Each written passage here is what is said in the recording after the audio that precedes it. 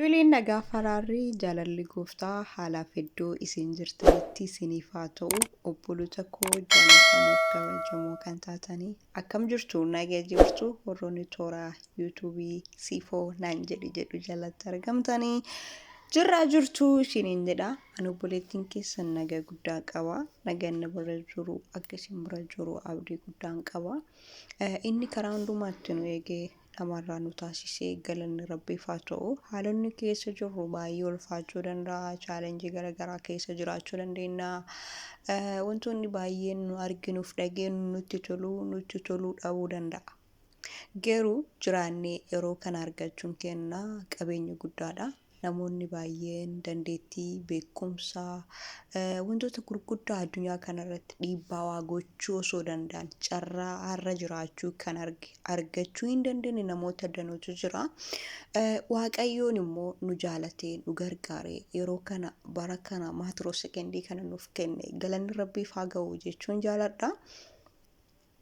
Nu jaalatee yoo jedhu isaa warroonni addunyaa kanarra darban jaalala waaqaa dhabanii jechuu koo miti.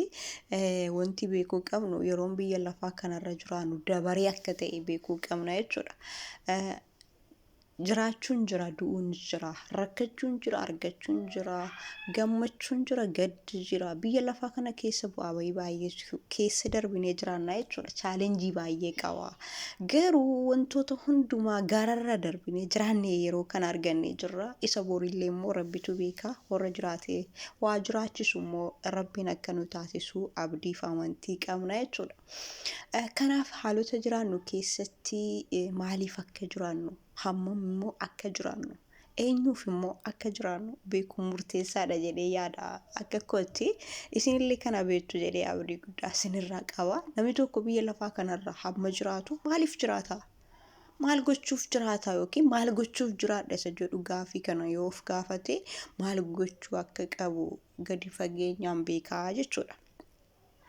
Yeroo jiraannu kana keessatti carraa jiraachuuf arganne kana keessatti tokkoffaa waan gaarii yaaduudhaan dabarsuu qabna. Sammuu keenya, ilaalcha keenya, yaada keenya dhalootarras ta'ee maatii keenyaaniif ta'ee iddoo itti hojjennus ta'ee iddoo jiraannus ta'ee yaada gaarii, yaada bilchaataa qabaachuutu barbaachisaadha jechuudha.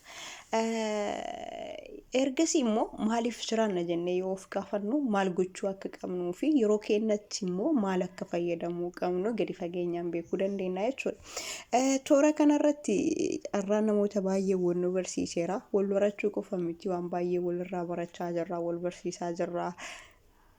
Gara fuulduraatti immoo waan baay'ee walirraa barachuu dandeenya jedhee yaada. Ani immoo obboleettiin keessan guddaa isin jaaladha, guddaa isin kabaja. Jaalalliif kabajaan ani isiniif qabu hamma nan jedhamu. Warroonni mana kootiif haaraa taatan koottaa sabiskiraapii, laayikii, koomentii naaf kaayaa isiniif deebisaa. Walirraa barannaa, wal barsiisnaa isiniin jedha.